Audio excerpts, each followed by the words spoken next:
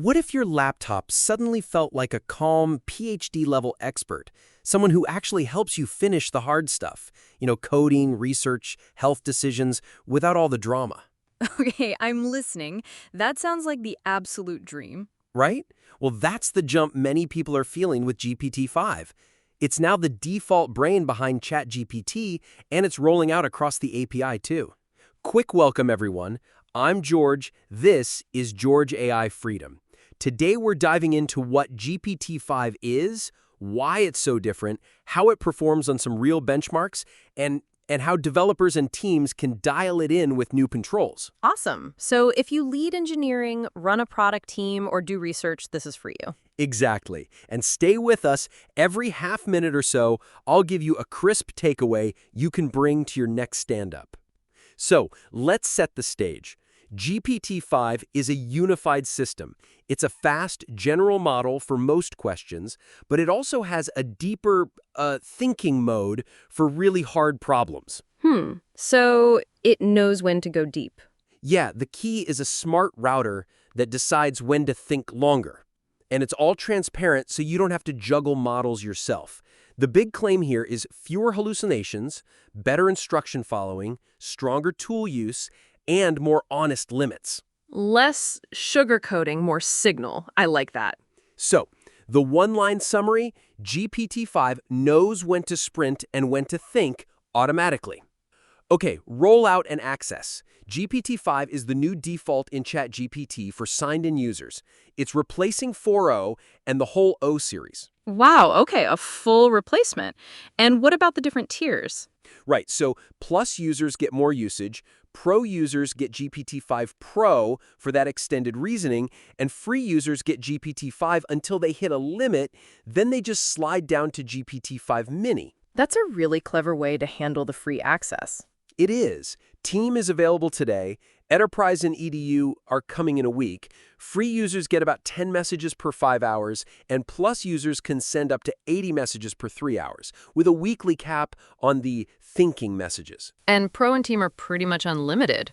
Effectively, yeah, subject to standard guardrails, plus they get that GPT-5 Pro access. So the bottom line is, it's the default in ChatGPT, but you get a full menu in the API to pick your size, speed, and cost. And developers, the controls you've been asking for are here. You can set reasoning effort from minimal for speed to high for quality. And verbosity, right? To control how chatty it is? Exactly. And this is a big one. Custom tools. It lets the model call your tools with just plain text instead of JSON. Whoa! No more death by escaping JSON when sending long code blocks? That is huge. It's a game changer. So, 3 knobs: how hard it thinks, how much it says, and how it talks to your tools.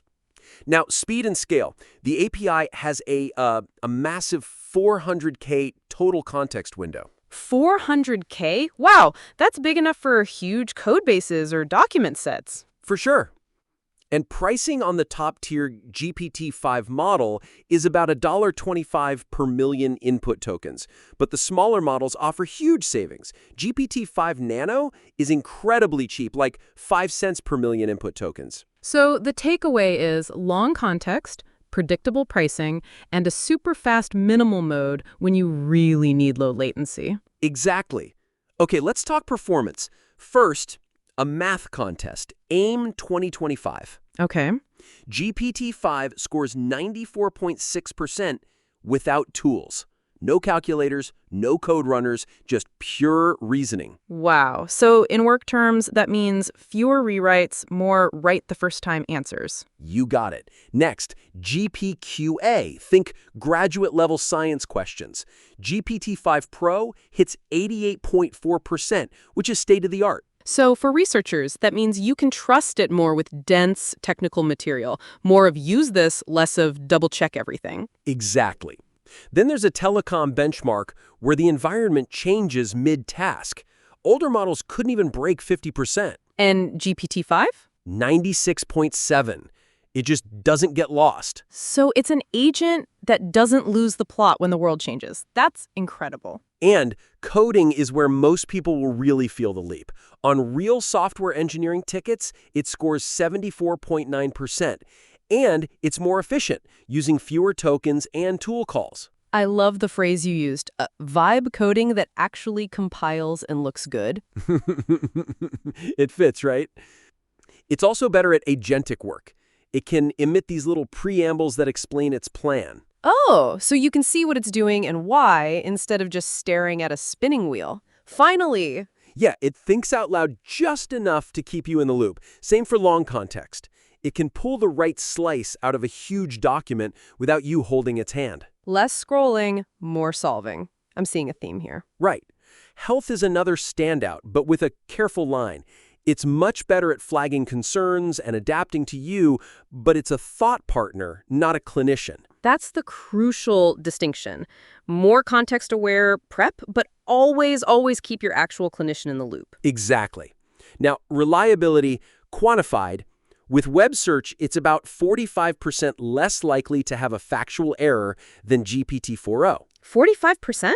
That's a huge jump. And in its thinking mode, it's about 80% less error-prone. Deception rates drop, and sycophancy, just agreeing with you, is way down. So, fewer make-believe answers, and more honest, here's what I can and can't do responses. That builds trust. Right. And there's a new behavior, safe completions. Instead of a hard no on a tricky topic, it tries to give a helpful answer within the safety bounds and explains why. So it's not just safer, it's more useful within the guardrails and transparent about it. Perfectly put. And some quick new ChatGPT features, you can opt in to preset personalities like cynic or nerd to reduce that agreeableness. Okay, a cynic personality?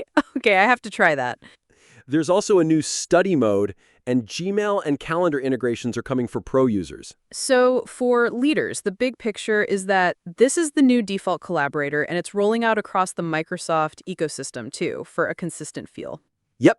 And for developers, the practical setup is pick a size, set the dials, and swap JSON for plain text when you need to send a novel to your tools. The feedback from partners sounds great. Less micromanaging, more shipping. That's the dream. It is.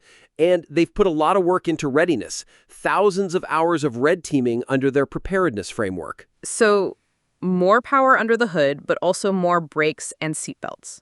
That's a great way to put it. So, to recap who gets what. Plus and Pro have it now. Free users get it until they hit a limit. Teams have it now. Enterprise and EDU next week. And your chat history is safe, it'll migrate. So the one-line update for Teams is we get GPT-5 by default, Pro for depth, and a smart router to keep work moving. Perfect. And just to close, you don't need to memorize the benchmarks, just feel them.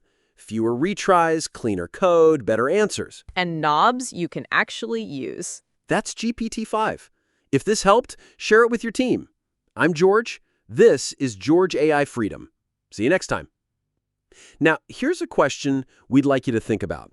With a tool that can automate this level of complex reasoning and coding, what is the single most important human-in-the-loop skill that professionals should focus on developing next?